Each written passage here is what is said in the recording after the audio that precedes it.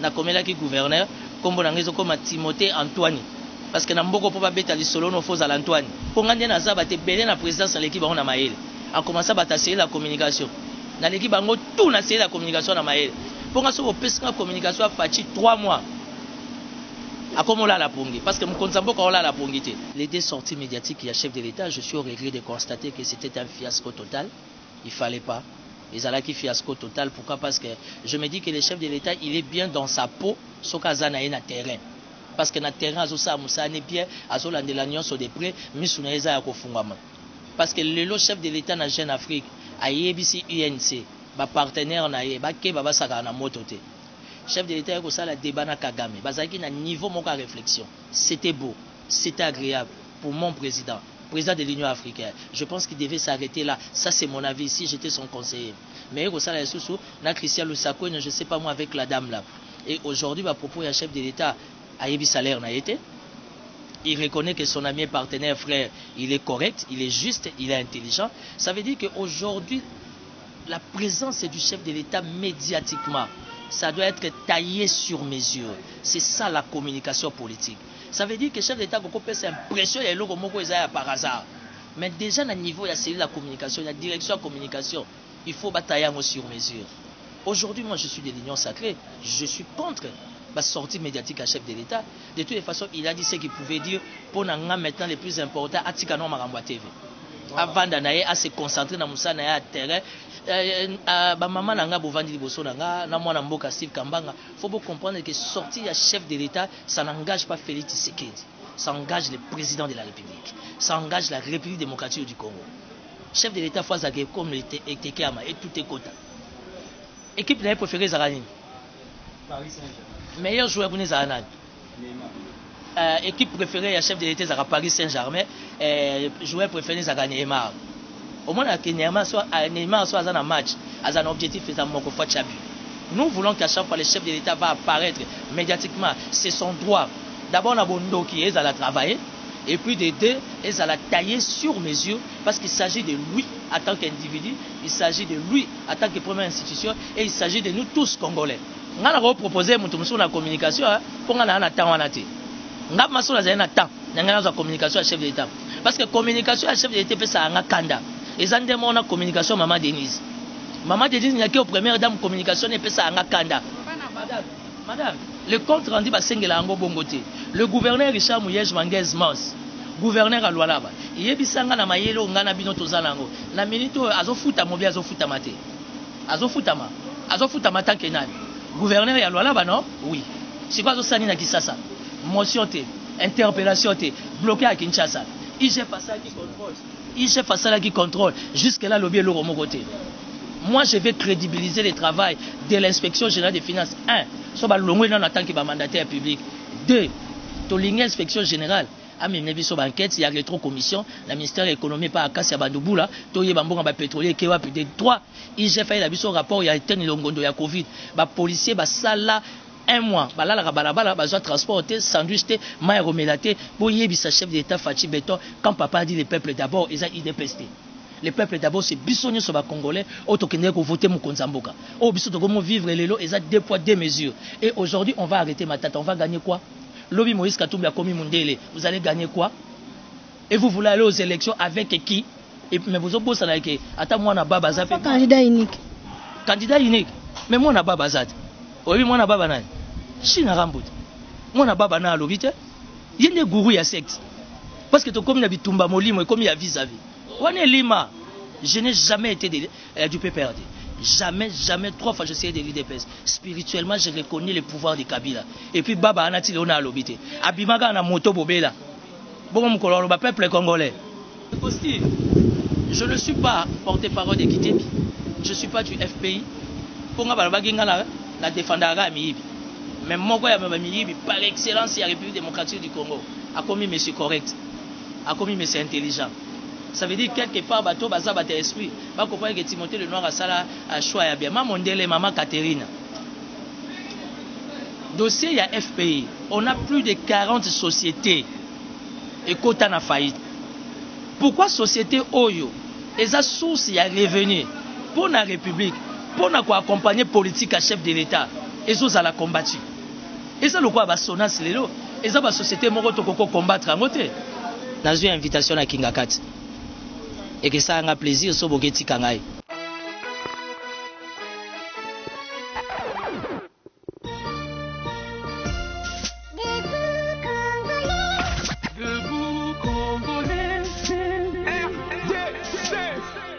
Mbote na bandeko banso bozuli bakumalamu ya kolanda biso ba ya bino biso bapandi sango o tosalaka mosala pona kosepelisa toujours bayi bazotala biso pe surtout kopesa actualité de l'air ko vanda na ba analyse réellement politique na ba pona kosala politique na Congo démocratique. Tozali na plateau moko commun o na ko partager na ba ndeko na ngai ya ba chaînes différentes et kozala malamu mingi nazo banda na loboko na ngai ya mwasi tozana ndeko Ginel Pezo pona compte ya Africa Cool opa to kopesa mbote ndeko Ginel mbote mwana mboka Steve Kambanga boni santé malamu na loboko na ngai ya mobali tozana ndeko Christina Rose Rajabu azali na Beton TV ndeko Christina mbote na yo mbote ndeko Steve Kambanga toza lelo na invité moko oui.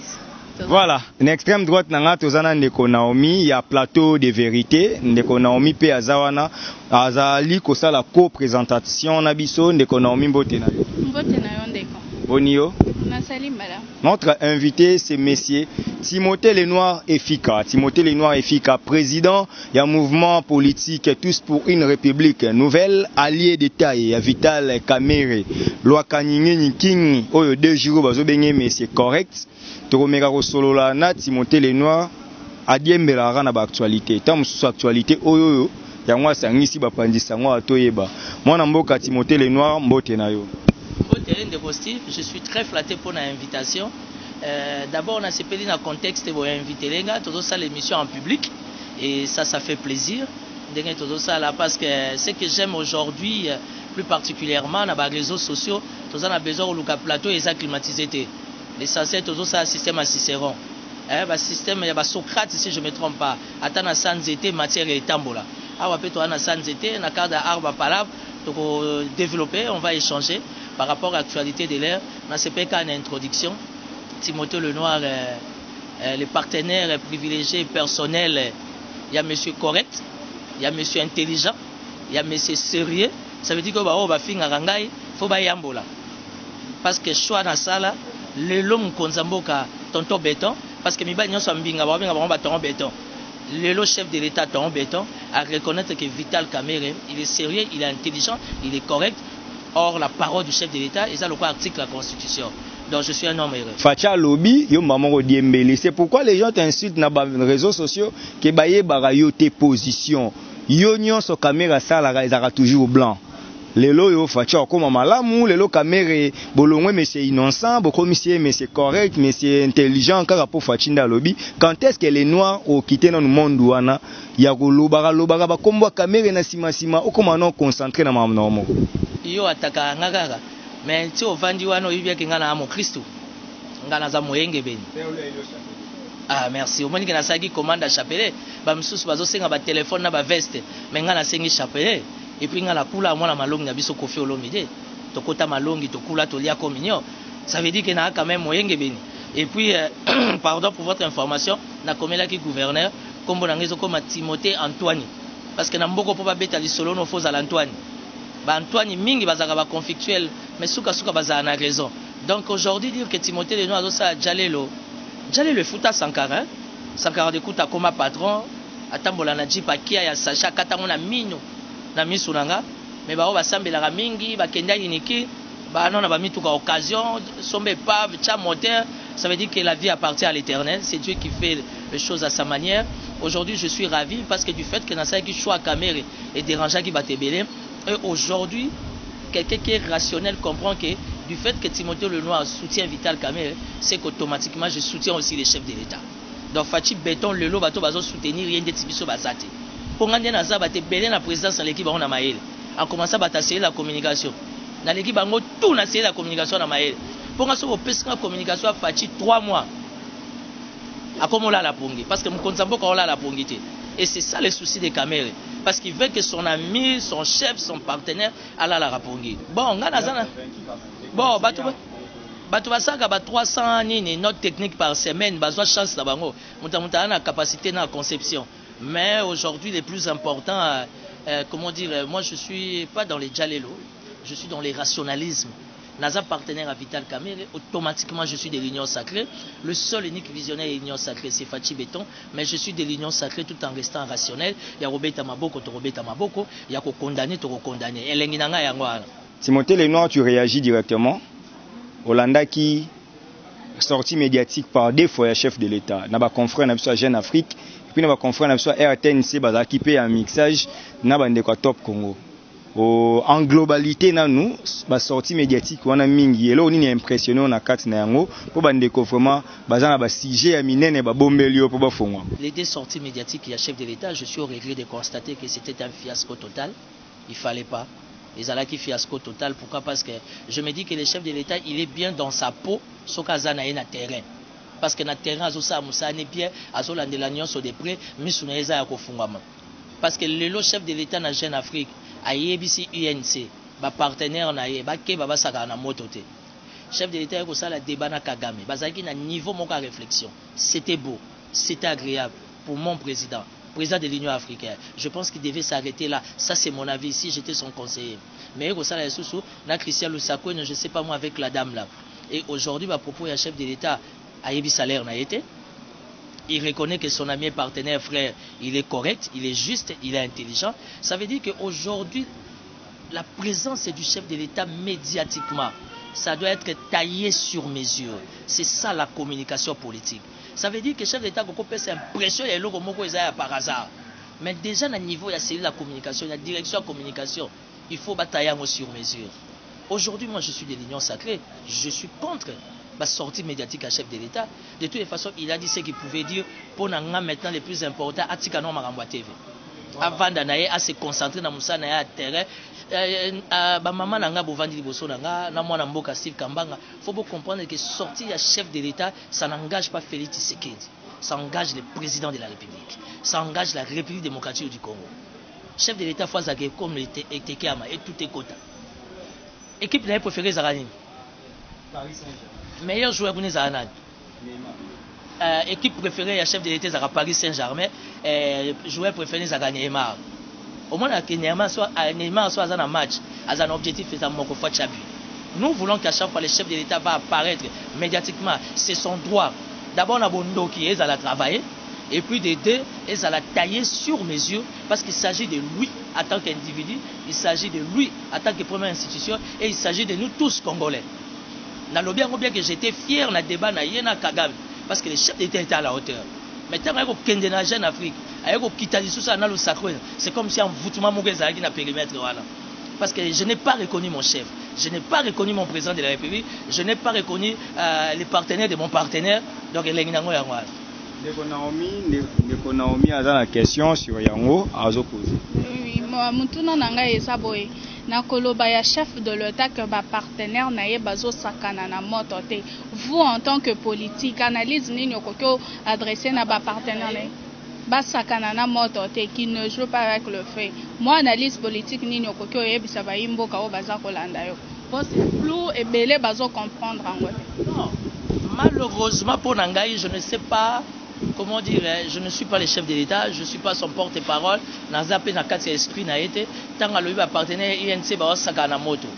Nous sommes en politique, chaque communication a sa définition. Non, c'est vrai, il y a des couacs, nous sommes en politique. Quand il y a des couacs, il faut qu'on se les dise au nom de l'état de droit, au nom de la res publica. Ça veut dire qu'aujourd'hui, il n'y a plus une relation sentimentale, et il n'y a plus une relation intime, réelle, vraie, entre l'UNC et l'UDPS. Mais moi, je n'entre pas dans ça. Moi, je... Les alliés n'étaient pas sérieux. Non, ce n'est pas dit que... Non, ce n'est pas que les alliés sont sérieux. Chef de l'État de la Jeune Afrique a KBC UNC. Mais chef de l'État aye awa namboka na yemoko na Goma alobi nini dans sa vie il reconnaît que Vital Kamere c'est un homme intelligent, un homme sérieux, un homme correct. Ça veut dire ndenga kebisaki UNC na ndenga kolobela Kamere et ça va jouer de langue. Ça veut dire que les chefs... prison, ils appellent moko ya lolenge ya barole ya côté ya nini ko prêcher nini exemple na batikali na simanae. D'un côté, je vais être rationnel dans le sens où, oui, Kamere va jouer un rôle super important. Ça, c'est vrai. Parce qu'un prisonnier, il y a un niveau à Kamere. Et ça, le rôle à Bembandia, il y a un CPI, il joue un rôle. MSA, dans ça, la banine, marche, boyer, MSA, ça peut assister dans la réunion. Aujourd'hui, s'il y a 5 grands meilleurs partis politiques, l'UNC parmi les 2-3 premiers, ça veut dire qu'aujourd'hui, politiquement, on ne peut pas enterrer l'UNC. Et puis, à part ça, franchise dans sa collaboration. Ça veut dire que le travail fait par les hommes, mais les gens ont raté. Mais le plus important aujourd'hui, moi étant allié de Vital Kamerhe, je suis content de Fachi dans le sens où il a reconnu la grandeur. Il a reconnu la grandeur de son frère. Et pour moi, politique, homme d'esprit, ça suffit pour moi. Mais je me dis, je préférerais que le président de la République Azanon concentré dans ma campagne à terrain. Parce que dans le terrain, ça m'a bien état de siège, boyer. Quand vous les rendez trop visibles, où est le porte-parole du gouvernement? Où est le directeur en communication? Il y a présidence. Où est? Les chefs ne peuvent pas trop parler. Il y a un Mikolo. Non, les chefs ne peuvent pas dénoncer incompétence à bateau Yemoga Nomaki. Et ça kate.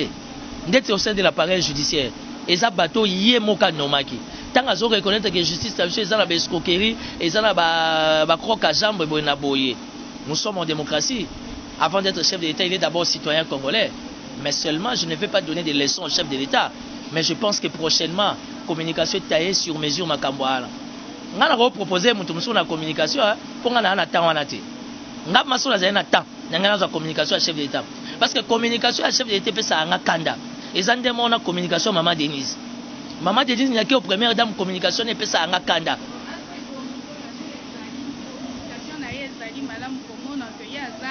La magistrature suprême a dénoncé quoi na niveau ya justice.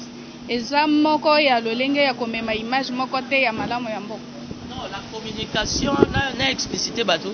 Communication Maman Denise, moi ça m'énerve. Pourquoi? Parce que Maman Denise est en train de réaliser beaucoup de choses dans les cadres sociaux, dans les cadres humanitaires. Mais bateau baza pembe la Maman Denise, au moins bazano ba uta France na Belgique wala. Ko balata ba pantalon mi qui est kangi banga ko ninga la te wala. On dirait son pantalon na zo ko ninga te zo kanga pe na réflexion. Et pourtant Maman Denise ba action à zo sala pour l'intérêt de la République, surtout qu'elle ne fait que respecter l'appel de son mari à la solidarité nationale, Moutounion soit bonne foi à apporter assistance à la population. Et l'autre chose pour Maman Denise, communication n'est pas percutante à qui soit bon français. Et la différence maintenant avec Maman Olive Lembe, il n'y a pas concurrence, mais nous réfléchissons. Et ça que communication, Maman, il y a Maman Olive, il y a un système à Tindika Tchakal, au Tché Libaya, au Lambelango. Et cette maladie affecte la présidence, cette maladie affecte la primature, cette maladie, c'est ce qui a affecté Pepe Mbosso. Pepe Mbosso a son gène, moi je suis sous Pepe Zate. Pepe Mbosso, Yewana. Alors bien que non, le chef de l'État a fait un cadeau, il a promis, il a réalisé. Na kangi parenthèse, na tourni kaka. Vital Kamerhe na bokanga minae lolenge président de la République Félix Antoine Tshisekedi ndenga yanolaki ba confrère na biso na concert na biso na interview à Kordaki Bango ndenge président de la République alobaki était bokanga miya Vital Kamerhe ezalaki ezalaki ancien ministre Ilunga Mbande muto adenosaki yango na réunion au bazalaka nango conseil de ministres et puis ministre justice Tunda Bakasengende ayaki piko bakisa. Donc question na ezalaki pour à laver image à Congolais que yé alivaka ba oya yete o analysant le lengeni. Madame, si j'étais le conseiller en communication du chef de l'État, j'allais lui proposer de ne pas parler de ça parce que c'était pas important. Il y a des choses en politique on n'a pas besoin d'en parler tout haut. De toutes les façons, à ce que je sache yo yebi na ba ba biso ba yebi chef de l'État za magistrat suprême. Steve Azawana Kalamine te pas obima doctorat en droit. Ayebi procédure. Ça veut dire que, quelle que soit la décision prise par la justice, la politique s'impose et la politique prime. Et puis, Nanyangwana s'imposer politiquement et Zanani, magistrat suprême. Ça veut dire que la Cour constitutionnelle, la Cour de cassation peut condamner quelqu'un, le chef de l'État peut dire non, le chef de l'État peut accorder une mesure de grâce. Vous comprenez? Donc aujourd'hui, par rapport à l'Ikambwa Kamerhe, on ne va plus revenir sur ça. Nana Fundagi Kamerhe, Nana Kangisi. Se retrouve en prison, c'est à cause des FCC. C'est peut-être dans la même lignée Augustin Kabouya CG à parti présidentiel et pas un confrère Nabiso Christian Lusakwe Nokulutu que je respecte. Kabouya loba bien que si Kamere se trouve aujourd'hui à l'état où il est, c'est à cause il y a FCC dans les chefs de l'État. C'est pour cela chef de l'État il peut abimi c'est pas comme on a bango. Mais c'est quoi Augustin Kabouya secrétaire général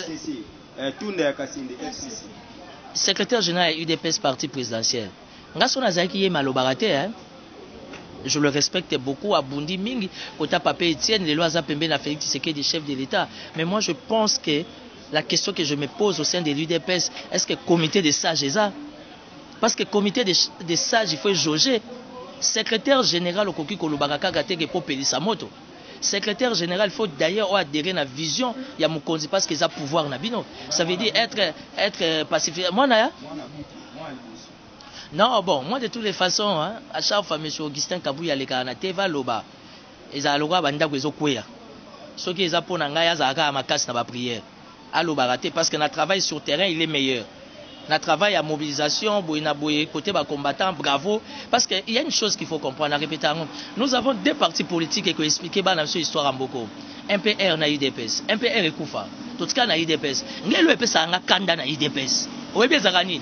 Parce que UDPS ne muta ko expliquer politique en beaucoup. Est-ce que tu as est-ce que tu as est-ce que tu as okende. Maintenant la communication est CG. Ça veut dire le CG dans le contexte politique tout ça. Parti au pouvoir, il faut à la pacificateur, face à la modérateur, face à la unificateur. Parce que c'est ça la vision du chef de l'État. Kobomamoto, Yarochanase. Mais M. Kabouya, Augustin. Est-ce que Azan a droit à se défendre et na kawana? Mais qui se sent piqué connaît l'affaire.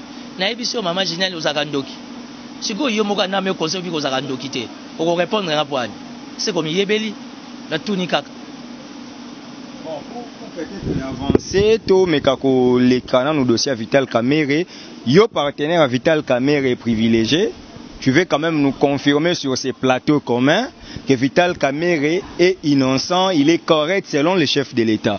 Maintenant, suite logique dans les années, on attend de Vital Kamerhe acquittement, on attend de Vital Kamerhe grâce présidentielle. Qu'est-ce qu'on attend de Vital Kamerhe Nabato tout bas en Dabiso Lelo parce que chef à l'objet c'est un monsieur correct, il a un rôle à jouer dans ces pays, il est honnête, il est intelligent et ça libino bien. Qu'est-ce que nous pouvons entendre? 2 secondes. Ce que nous pouvons attendre de la justice par rapport aux propos du chef de l'État, c'est l'acquittement de Vital Kamerhe. Ça, il n'y a plus match. Donc on sait mais de toutes les façons le contexte, il y a procès Kamerhe, c'est politique. Aujourd'hui, l'opinion nationale et internationale a compris que le dossier 100 jours, c'est un dossier politique. Et le chef de l'État, quelque part, j'ai beaucoup aimé sa logique, en reconnaissant à son frère qu'il était correct, intelligent, et que dans l'avenir, c'est un gain à sa bénéfice, à sa patrimoine, à sa tout pour la République. Ça veut dire que lui, président de la République, magistrat suprême, il sait ce qu'il va faire avec la justice. Kamerhe doit être acquitté et nous le voulons maintenant. Parce que langage y a Fachi. Et ça, acquittement à Kamerhe. Justice Nabiso, il faut pas récupérer en haut. Laquelle justice? Parce que lui-même, il récuse cette même justice, que cette justice n'est pas en mesure de faire bien son travail. Azo déplorer le comportement du magistrat. Azo déplorer le comportement, il y a appareil judiciaire, il a des indicateurs que moi je ne maîtrise pas, lui en tant que chef de l'État, mais seulement ce que je sais, c'est que Yemoga Noma. Bref, mais le plus important, moi je me colle à la parole du chef de l'État et je soutiens la parole du chef de l'État quand il dit que Kamerhe est correct, il est intelligent, il va servir la République. Alors on a sengi na ba justicier benabiso, ba o baza esprit averti, ba comprendre que Kamerhe na fati forme 1. Ça veut dire que bolingo na bango cohésion na bango amitié na partenariat bino ndé et alors ajibe na wera beaucoup fana soni. Pour les gens comme les meilleurs amis qu'il y a sur terre. Ça veut dire que Vital Kamerhe doit être acquitté et c'est maintenant que nous demandons son acquittement. J'espère que le CG Billy Kambaye a quoi adhérer dans le langage, dans la logique. Tout na actualité na maimatali penza dossier à Bukangalonzio pour procureur général il y a après coup constitutionnel c'est qui penza balongola ba immunité peut-être ponyo maire seigneur a longola ki ba immunité na été ba yo kotisa sous lettre na bango pour la deuxième fois et le koni nango penza to analyse no ezandenge na ba dossier wana ya Bukangalonza vraiment est-ce que bureau et ko longola ba immunité na to ndenge peut to moni chef de l'état a lobeli penza likambwana na ba faciliter penza IGF na musala parce que amon que c'est comme si IGF a bloqué justice na biso a penza bloqué na makambo penza ya ba ko alongola penza ba limité na bango le lenge nyako ko analyser. Bon, et là, quand on a analysé, et ça que la direction de gestion de la dette publique des GDP, bah, c'est décidé, il faut se prononcer parce qu'il faut apporter précision. Aujourd'hui, les problèmes, c'est sur Bukanga Lonzote. Aujourd'hui, les problèmes, comme au nom Matata Pogno Mouibi, Matata Pogno a payé 300 fictifs. Dans un dossier, il y a document, il y a accord. Oyo Matata Pogno zo senga, bateau ba soi-disant. Justice Nabiso ou encore inspection générale des finances, ils ont bien un fictif, direction. Humanisme. Humanisme, dans quel sens? Quand je dis soi-disant, parce que j'ai un protocole d'accord signé par Marco Bangoul. J'ai un protocole d'accord signé par Marco Bangoul. J'ai un protocole d'accord signé par Fouta. Philippe Fouta. J'ai un protocole d'accord signé par Tanas Matenda. Ça veut dire que c'était reconnu officiellement que Bandeko Wana, il faut la payer. Mais les lots, quand vous amenez tout na Kimouyibi, nous avons la représentativité, il y a Breckenwood Namboko, nous avons la Banque mondiale, tout ça na FMI, tout ça na Banque africaine du développement. Quand vous parlez tout le temps, sans pour autant avoir beaucoup d'éléments approbants, Makambouyani, il y a pas de détournement. Ça veut dire qu'il y a un problème qui ne va pas. Vous comprenez? Bukanga Lonzo, je vais vous donner une information. Bolukango na Internet. Il vient d'être interviewé à Autosala Magazine. Les Sud-Africains, ou encore le lobby sud-africain, ou Basigna qui n'a gouvernement congolais, Makamba Bukanga Lonzo. Au y a attitude à Sud-Africain, Zanine, Bazo Kamwa. Babi, mais Bisotoza, gouvernement congolais, en adresse na Biso. Pour Nanine Baza quoi inviter Bisoté. Parce que Bissonde Batokoko Yebisa gouvernement congolais, si réellement Matata Pogna avait volé, à soit qui est 1 franc, tu peux qu'il y ait 1 franc, ou bien il y a PC Bisso 1 franc. C'est gênant. Il y a une chose qu'il faut faire comprendre aux amis de la présidence. Les Kambouya, Matata Pogna, on a inspection générale des finances. Pour ne pas qu'autant à combat moto. Tu as un problème, les cas 30 à 35 ans à campus, les lois ont bloqué problème. L'inspection générale des finances, s'ils veulent réellement donner du bon travail à la République, va démissionner non comme des mandataires publics. L'inspection générale des finances, s'ils veulent donner des leçons aux gens, rétro-commission, il y a Kassia Bandoubou, il y a 12 milliards de pétroliers, et Zawad. IGF, la inspection générale des finances, je parle de l'institution. Ceux qui balingi base à la crédible, dossier coronavirus avec les TN et l'Ongolo. Et Kendawad. Ngolo ba été IGF veut qu'on protéger bayi à côté à Fati et toi il y a président de la République. Je vais le dire oui. C'est ce qu'on a compris. Et moi je suis de l'Union sacrée, je n'ai aucun intérêt pour Namatata ni pour na XYZ, mais je suis politique et je reste rationnel. IGF Lelo, c'est quoi le travail de l'IGF? Étant service technique, ce qu'on a analysé à Salib enquête, doctorat à doyer, Steve Kambang, mon regard journaliste.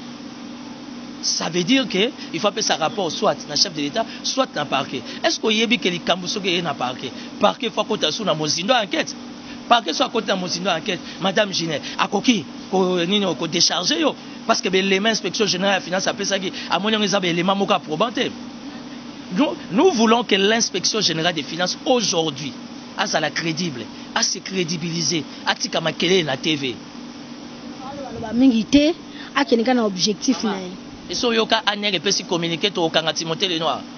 Et so yoka CNS mbote na papa François Béa. Timothée Lenoir azo sa ba analyse mi faut bokanga bako bengisa yo par rapport et loko bango ba moni comme infraction. Madame, bino boza ba pandisa ngo bo mema na émotion te, bo mema na sentiment te. On nous parle de plus de 300 personnes fictives.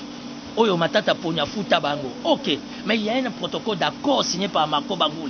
Il y a un protocole d'accord signé par Tanas Matenda, par Philippe Fouta, paix à son âme. Ça veut dire que la démarche étant, la chaîne à dépenses est respectée. Et c'est compliqué. L'autre direction générale de la dette publique, comme il prêt, va s'opposer à la décision de l'inspection générale des finances, parce que l'inspection générale a respecté le texte et loi de la République. Ici, le problème, ce n'est pas protéger Matata. Je vais vous dire une vérité. Tous les potentiels candidats en 2023, ils ont des problèmes. Et plus particulièrement, Bata Est. Est-ce qu'aujourd'hui, on peut aller aux élections sans pour autant Bata Est? Hier, c'était Kamere. Aujourd'hui, la cible, c'est Matata. Baouto raté Katumbi. Maintenant, on peut s'amener l'information, deuxième formule à Katumbi et Routi. Mouyege, le gouverneur Richard.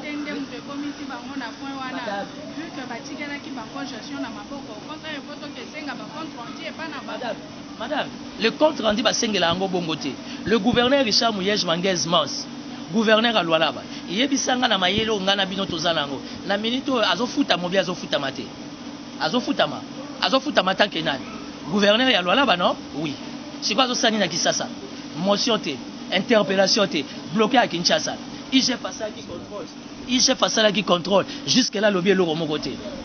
Moi, je vais crédibiliser le travail de l'inspection générale des finances. 1. So ba longwe na tant que ba mandataire public. 2. To l'inspection générale a mené biso ba enquête, il y a rétro-commission, la ministère de l'économie pas akasi ya bandubula, to ye bambonga ba pétrolier ke wa plus de 3. IG fait la biso rapport il y a été longondo ya Covid. Ba policier ba sala 1 mois, balala balabala bazo transporter sandwich te, maï romelaté, pour yebisa chef d'état Fachi Beton quand papa dit le peuple d'abord, ils a idépesté. Le peuple d'abord c'est bisonyo sur les Congolais, autokende ko voter Mukonzamboka. Oh biso to comment vivre les lots, ils a 2 poids 2 mesures. Et aujourd'hui, on va arrêter Matata, on va gagner quoi? Lobi Moïse Katumbi a commis Mundele, vous allez gagner quoi? Et vous voulez aller aux élections avec qui? Et mais vous avez besoin avec attends moi na baba za candidat unique. Candidat unique. Mais moi na baba za. Oui, moi na baba nani? China Rambout. Moi na baba na lobite. Yende gourou ya secte. Parce que to comme na bitumba molimo comme ya vis-à-vis. Wane Lima, je n'ai jamais été du PPRD. Jamais, 3 fois je suis de l'IDPS. Spirituellement, je reconnais le pouvoir de Kabila. Et puis Baba Anati Leona Lobité. Abimaga na moto bobela. Bon mkololo ba peuple congolais. Balia wa Malazamba. Nous voulons un État démocratique. Nous voulons un État de droit. Bisogno surtout là en égalité. IGF la mieux pour chiter. Nous avons plus de 40 sociétés publiques où ils ont les lois en faillite. On a 13 à la faillite. CNCC à la faillite. Sonas Koutaza se maintenir. Pardon, Madame Christine avait prévu. J'aimerais bien qu'elle pose cette question parce que déjà Madame Christine a une question aux autres défendre trop quitter Bipoyo Toye Barato Zaramuta Batu to Zaramuta République pour na matata aux Zawa avec rage tout ça n'a pas si vraiment concernant micro à poser notre question. Moi, Mboka Timothée Lenoir, Isa Christina Rajab na compte ya Béton Info. Question na Isa Karake na FPI kuna peto mona makambo ezali Patrick Kitebi asili ko lia mbongo. Mais to moni ozo meka mpe ko défendre yo kolobani na likambo mbongo. Mbongo ike wapi? Mbongo ike wapi pour la mine?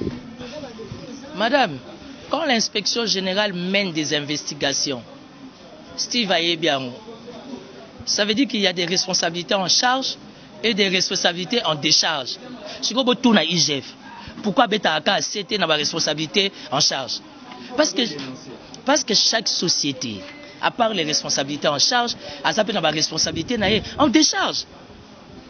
Et c'est ce que nous voulons de l'inspection générale des finances. Nous voulons l'intégrité. Moi, je ne suis pas du FPI. Je ne défends pas Patrice Kitebi. Mais je veux tout simplement être rationnel. Patrice Kitebi, Lelo, son plus grand péché. Na yebité, bo pesa nga réponse. Ayeko kuta FPI na 2 milliards. Lelo FPI a plus de 8 milliards de dollars. Yebisa ngai. Te nazoya madame. Te mais mutaboyo audit te. Na kati audit botala pe mbongo epimaki, na mbongo pe kotaki. Équilibre. Quand il y a surtout que les détournements des deniers publics, les a inexplicables. Je ne suis pas porte-parole de Kitebi. Je ne suis pas du FPI. Pour moi, la défendra Miyibi. Mais moi, Miyibi, par excellence, il y a la République démocratique du Congo. A commis monsieur correct. A commis monsieur intelligent. Ça veut dire quelque part, bateau, baza, bateau esprit. Pas comprendre que Timothée Lenoir a ça à choix à bien. Maman Mondele, maman Catherine. Dossier, il y a FPI. On a plus de 40 sociétés. Et quota na faillite. Pourquoi société Oyo? Et a source y a revenu pour la République, pour accompagner politique à chef de l'État, et ça la combattu. Et ça le quoi Basonas Lelo, et ça la société moko to koko combattre en côté. Basonas Lelo, et ça la société moko ezo senga, il faut toi apporter une assistance. Et ça demande ba FPI, et ça demande ba INSS. Et ça la société et ça se maintenir na cap moko et ça très compliqué. Ça veut dire qu'aujourd'hui, si réellement il y a flagrance, si réellement il y a détournement, bakanga Kitebi. Mais bakanga Kitebi te pour ça kana matata poni. bakanga kitebi te soit des pour babenge muyibi boko kanga mutaza muyibi mais consciemment boyebi kayiba kité. Et quel est l'avenir, quel est le sort? Il y a fond oyo lelo et ça sous-bassement à plus de 50% oyo qui accompagner visibilité réalisation de la politique à Fachi Béton. Qui sont ces... J'ai parlé que Fachi fait maintenant la chasse aux sorciers, il fouine dans les passés, c'est qu'au moins il nous avait promis de ne pas le faire parce que Fachi avait dit à refouiner dans les passés. Mais l'obélinayo, c'est comme si des poids des mesures, bazo kanga batumi susu, basali l'autre côté, pour bazana ba antécédent. Donc, on a antécédent politique et ça les raisons au IGF. On a ninja makarma pas IGF Kleboa. Kanga bango. IGF Kleboa, n'appelle la télé dans les réseaux sociaux. IGF pas sombi concession moko. Na évité, n'appelle la monnaie dans les réseaux sociaux. D'abord pour votre information, moi je connais l'IGF. Quand ma tata Pogno est partie, je suis venu avec Sami Badibang. L'IGF était le directeur des cabinets adjoints. Il y a un ministre délégué près du premier ministre Fidel Tsingombaye. Je sais que c'est quelqu'un qui est toujours bien organisé, qui aime la vie, Alingarami Toukamine Nende Tsingaye. Je ne suis pas contre le travail de l'IGF. Mais Nathalie semaine passée dans les réseaux sociaux, la moni concession Mbaki, na sayo wana na sima. Babi IGF a sombi azo matisa. Na tuni kaka. Na otuna. Tenga na tuni. Alors quoi, il y a yebi salaire na yebi te concession Mbaki on a moni na réseaux sociaux. Ngate mna pibiagi.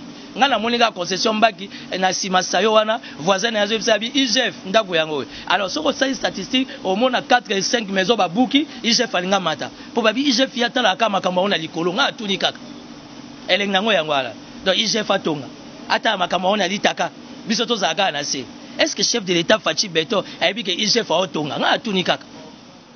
Donc une façon de dire l'IGF a continué Moussala Naé, mais tout en restant dans les respects des principes, après sa rapport on a parquet. C'est le parquet qui approuve. C'est le parquet qui dit que M. Steve Kambanga Ibaki, par rapport à l'élément Tozanango, et a mérité Boloko. Toboy acharnement. Toboy élimination, il y a battu à Est. Oh Katumbi cible. Oh Richard Mouyej Manguez cible. Oh Matata Pogno. Oh Boye. Les pouvoirs, c'est Dieu qui donne. Ce que c'est que en 2023, alors félicitations à Kabila. Kabila Zaki na 11, Alongi na 11, a commis na 33 candidats. Moi je ne vais pas incriminer 11. Moi je ne vais pas incriminer Fachi Béton. Bateau Bazo rendre chef de l'État mauvais service. C'est son entourage. Tous ces gens qui sont tout le temps bien au Weston, bien parfumés. Oh bah ça va 300 notes techniques. Na tunikaka. Est-ce qu'il y a des priorités? Réserve longue à 500 millions de dollars. Réserve commune à 1,3 milliard. Quel est l'avenir d'un policier congolais? Basoda bazokufa en état de siège, balatisi nenyo, bobenga ngoni imperméable, batimo libulu bakundi.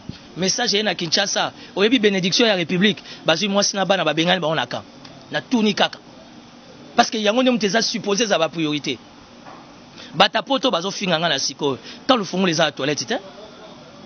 Combien de fois na fondation Denis Yakeo? Quand kokolo les a na toilette té? Quand kokolo morgue zo zanga groupe électrogène. Quand le fungu la bango basoda ba s'organiser ba komeli fondation Widal. Tant au moins na mboka Gilo Andomboyo akoya ko apporter assistance au nom de la solidarité nationale à combien adversaire. Ngana otuna kaka. Toyeba quelles sont les priorités pour l'intérêt de la République. Kokanga, kocha baninga leka et futarate. Pour oh zo kenenzela moko yebe ta dame na été. Vaut mieux un diable que tu connais qu'un ange que tu ne connais pas. Voilà.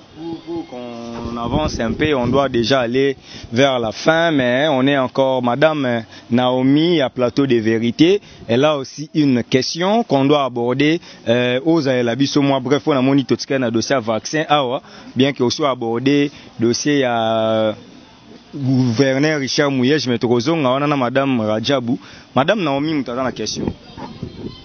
Mutuna nangia eliboye baimboka bazali kotuna biso ti lelo suite ya zandu ezali lolengeni balobi babengani bango na zandu bakomi siko na balabala mena balabala ngo bazolanda bango lisusu balobi lipa ya bana bakolia ndeni po ti lelo maki ya 500 lipa yango moko toyebi te qualité nango qualité ya lipa wana nde il faut ezala 300 tote donc bana mboka bazali kolanda yo moi ya yo liloboko ko yebisa Nako répondre maman Naomi, maman Naomi est damnée à bien te. Faut mituna na yo wana za bolingwa Congo te. Le dossier des Andes, c'est un dossier qu'on peut même plus en parler parce que le chef de l'État a déjà conclu. Je suis pas de l'hôtel de ville. Ngobila za na cabinet na ye, na communication na ye, o esala aka na ba réseaux sociaux et mona na raté malgré ba multiples réalisations ya Ngobila. Aujourd'hui, moi, je soutiens Chantini Ngobila. C'est par rapport à ses multiples réalisations. Même si ça se... Même... Non, Ezali, comment on a été parce que celui n'a pas communication, c'est un fiasco. Bino basi ba talon ba poudre leki. Moi, bossa musala bien exaté. C'est que Ngobila... Maman Naomi, je suis un ancien de l'Assemblée provinciale de Kinshasa. Ancien secrétaire à Boutiti, assistant rapporteur, parce que président Ecofil. C'est que Ngobila a réalisé dans 2 ans. Kimbuta fait ça dans 8 ans, 10 ans. Donc aujourd'hui, si on est rationnel, il faut qu'on encourage Ngobila. Nazoya maman, Kinshasa et Peli Mwinda. Moi, Mili Momabe Kei. Mwinda Pembe. Nazoya te, Mwinda Pembe. Mais Nazoya, où est commis violence faite à l'homme? Nazoya. Ngobila a sali 6 mois, to koti 7 mois. A joué rétrocession une fois. A quoi assainir Vindeni. Soko Moli Mukonza Mboka Fachi Béton. Nabolungaza na ngona ba Kinois. A pesi ordre na finance.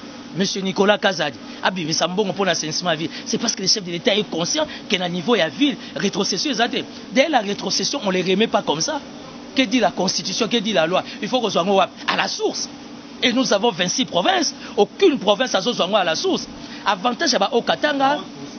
Avantage à Okatanga. Avantage à Lualaba. Pourquoi? Parce que nous avons une redevance minière. Et Finga Kabila, mais Kabila a accepté que redevance et que la province va Kolomabele. Yebisanga lelo Ngobila miracle ni na osala elenge ça après 61 zela Zandu ba non mais ça c'est les Kinois, ça c'est les Congolais Mbokele Zandu a dit construite oya tongi elenge ça Moussala a dit construire ça abuka ba pavillon mais madame c'est un budget bino bozolo bakangote non mais qu'est-ce que vous faites dire que ici là oh kuta salela ngote yewana vanine na ndaku na ye ya André Kimbuta kuta salela ngote botuna kete porte à Sénat exact. Ngobila oba telende ba on va gouverneur. Un azo samno qui t'a de deux pour na bilongi vous comprendre. Que IGF fazo pour na bilongi. Pour ni IGF fazo kende. Madame, si il a dénoncé, mais le problème c'est quoi? Non, madame, nous sommes en politique. Makambezo kende étape par étape. Il faut un budget. Il faut des partenaires. Kimbut avait les fondaires, Kimbut avait l'Union européenne. Ngobila na fonete azana l'Union européenne. Mais c'est... Et ça question elle va quoi tirer par contre. Madame, reconnaissez que le niveau de hôtel de ville mais ça les au salama. Ou est-ce qui monte ma bébé à Kinois. On va non. Zelana loba yo lingo bonani. Parce que yo est pas na mino bwana mai bwana coura. Le pont na mino so ba bateka 100 000 120 000 $. Ba ninga elenge ça le pont ezaki 3 000 $. Le lo banda ko comme 30 45. Soyez reconnaissants. Parce que l'Engue, ça te traverse 6 communes. Et sur 6 km, et tu as 800 mètres. C'est parce qu'il y a une prise de conscience. Avenue de la Paix, c'est un budget. Avenue Kikuiti, c'est un budget. À où tu as lancé des travaux, route de Kimwenza. Madame, tout ça, c'est les moyens. Les problèmes viennent du gouvernement national. Le spectacle, Yozo Lukozo, tout dans le gouvernement national. Et pas ça, Malukon. Na Kinshasa, Banzela, ils ont mis balai. Il y a national, il y a provincial. Et chaque province, sur 26, il faut être national. Donc la priorité doit être Kinshasa. Il y a un moni Fachi à comprendre. Avec Kinshasa, la francophonie, la salité, Fachi a tapé 2 millions. La francophonie à l'époque, à ma tête, ils ont donné 10 millions. Madame, je ne sais pas qu'est-ce que Yolingi Ngobila a compété à Ndéni. Parce que 60 millions de Mbouta Tskepso ya Nyongo, bino ba journaliste, bon maintenant on enquête. Après déchets, après utilisation ya sachet, après metomoni bakangi bana mai lelo kope kufi. Bazongeli koyiba na kokata biso basak bolongola biso ba plante na mutu. Est-ce que ça a une solution? Prendre une décision. Oui, mais laisse-moi parler, madame. Laisse-moi parler. Tu enchaînes. Moi na lobezate. Bazokata bino basuk. Bana mai batikotika. Bo tout na sama lukonde te poade. Parce que c'est ça malukonde que mais madame, tout doit commencer par la rétrocession. Quand vous rétrocédez, tu réfléchis bien pourquoi. Parce que tes parents t'ont payé les études, non? On a un enchaînement d'idées. Il peut avoir la bonne volonté, il peut avoir le sens managérial, sans moyens. Tu es dans les milieux politiques. Miracle ni na osal. Investisseur à Yaraga, investisseur à Yepo Yepe Subokanga. Je pense que le dossier à Zandu Oyo, c'est un peu trop clair. On a compris On va vraiment vite une question sur les vaccins, les loyo. On a compris le chef de l'État, qu'est-ce qu'il a dit en fait? Merci beaucoup Baimboka, Gina Lipezo, ya Africa Coup Télévision, Mwana Mboka. Toraki biso nyonso penza na interview na président de la République accordaki na concert na biso na confrère na biso pona makambo ya vaccin. Fati beta ba ki soka zwaki vaccin na te pas ça sur nango te. Mais question na ngai ezanili. Pourquoi en tant que président de la République ayi aza sur ne loko na te mais atiki bala mboka bazwango. Na loko wana penza pona yo moko. Est-ce que le président de la République amoni Baimboka to ba na ye ba ngulu to ndegeni? Omoni yo okangisanga yo souci ne zana landa kamere chef d'état et moi aboyi vaccin siko yebsanga abo ya vaccin ndenge nini etake tomoni ke ba ministre bazui vaccin ça ko na zaiki wana tuna ke ete poate parce que po biso tozo vaccin faut tomoni ba mamoli na tata e ba mamoli yango tata biso bana to Rolanda tata ya na bino ali bosolo sako no qui était tête à tête avec le chef d'état a bien reconnaître la crédibilité vaccin wana te. Il fallait lui poser la question. Mais le monde qui ministre de la santé Jean-Jacques Mbungani na vice naé bazo qui peut vaccin est-ce que vaccin est comme une dengeni ezoko bomato dengeni est-ce que vaccin bazo ki ezaki vraiment yango kaka bazo ki même bokelengi siko yebisanga président boyango ministre azu yango to ndima nani makambo yango yango yo senga bolimisa bayimboka na ndenge to bono sensibiliser bango ke bazwa vaccin na pona coronavirus ezo banté biso bapandisa ngo surtout ngayo to soana Steve na plateau pona kaka makama vaccin bo se vacciner siko na troisième vague yo ti lelo to lo bana mboka bazo ka vaccin wana bazo zo kaka donc faut to senga bango bolimisa pour vaccin na ezaki mabe pour président de la République yemo vraiment spécifiquement solution ke ye soki ba changer vaccin mususu ko zo ngo yemo ko na ma Denise na libota mobimba. On a compris la télé c'est le temps. Nos réalisateurs ont signalé qu'on a essayé de déborder, je ne sais pas, les confrères. Mais déjà, ce qu'on retient, selon notre invité Timothée Lenoir, chef de l'État a ici débat que vaccin Zamabé. Vaccin Wanate, Azaki na confiance dans côté, tout ça. Mais comme elle doit conclure sa dernière question et puis elle doit conclure. Madame Christina a une question sur Richard Mouyej. À Kangami Nakin, qu'est-ce qui ne va pas? Papa Timothée, mais quand même peut répondre dossier à Luala Bakuna, gouverneur Richard Mouyej, depuis à Kinshasa, à Ozongalsuna Luala Bate, mais quand même peut est-ce qu'il y a long gouverneur ou bien tout ça comprendre. Et puis à Zozouaka salaire ou bien. Bon, au moins les Cambouya Richard Mouyej, bien de Bapandi Sangoboa Bandoki. Parce que il faut apporter éclaircissement dans la République. La province du Lualaba te fait 9 millions de dollars. Je parle en termes de millions chaque fin du mois. Ça fait 6 mois, tu cotises 7 mois. Mouye Chazana Lualaba. Bozo Tchatchabao, Tozo Monaga Makelele, vice-gouverneur, tant mieux. Bon, ça l'évaluation. Il y a 9 ou encore 10 millions le mois. Fois 7, ça veut dire 70 millions. Il y a redevance minière. Bon, tu as balance, il y a des travaux. Oh, ils ont ça la marala. Mouyej n'est pas parfait. Mouyej n'est pas parfait. Mais Mouyej a donné du sens au Lualaba. Chef de l'État, tu as outil Lualaba, tambour na makadam bien. Na sakiam. Hôtel du gouvernement. Projet à palais présidentiel. La banque centrale est Zawana. Donc ça veut dire qu'on ne va pas entrer dans ça. On pensait, on se disait, dans le cadre d'état de droit, qu'il y aurait, pas qu'il y aura, qu'il y aurait respect des textes et des lois. Pas d'émotion, pas d'interpellation. Mouyej a Kangami na Kinshasa. Mbokelengi. Na politicien, il faut tout na bino ba journaliste. Bozomi tout na te. Parce que Mouyej aujourd'hui, l'État congolais lui paye comme gouverneur, bah avantage na. En attendant avant dit, tu sais ce qu'il m'a dit? J'étais sérieusement malade. Là je suis guéri, n'a bénéficié, n'a répondu à AGC Poussani. Ça veut dire qu'il mène sa vie calmement. Et surtout que jusqu'à point du compteur pour l'homolié était. Un salaire na azolia na pondu, azolia na bitoyo. Nous voulons et que prochainement, pour l'intérêt de la République, Bablo Kaboye Zalate. Pourtant, on papa le bac état des droits couleur et zalagité, taille et zalagité, tendance et zalagité. Les fins ça dit état des droits pour Nabissonios. Aujourd'hui, la province du Lualaba, 70 millions de dollars pendant 7 mois. Botou na mutazawana mama vice gouverneur. Ah ça la une évaluation. Il y a des travaux et on ne va pas entrer dans ça. C'est une question purement politique. Le plus important, le pouvoir, ça vient, ça passe. J'ai dit au président Kamere il y a quelques jours, Je lui ai dit, président, quel que soit ce qui peut arriver, le plus important, c'est la santé. Abi, les Noirs, ils ont santé, c'est le même langage que Mouyej m'a dit. Abi, mon fils, c'est la santé. Comme aujourd'hui, je suis le démon du Lualaba, je préfère rester dans mon coin en tant que démon. Batika Ange a aidé Lualaba. Mais si on a expliqué nos vraies réalités, les galaminito, on a Lualaba, ngana bino, totan sa tongote bakangi biso.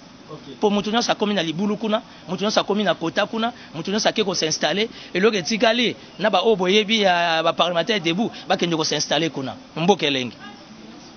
Ça c'est une accusation indirecte. Il y a la famille présidentielle au Toyokaki qui est bakendaki kuna. Nabi Toyokaki. C'est encore rumeur, je suis journaliste de profession, je sais ce qu'on dit lorsqu'il y a un conditionnel. Il semblerait qu'une famille qui se dit être de la famille présidentielle, bakendaki kuna po bazwa carré. Wana bino ba politicien tam boko mo banga siko en prison.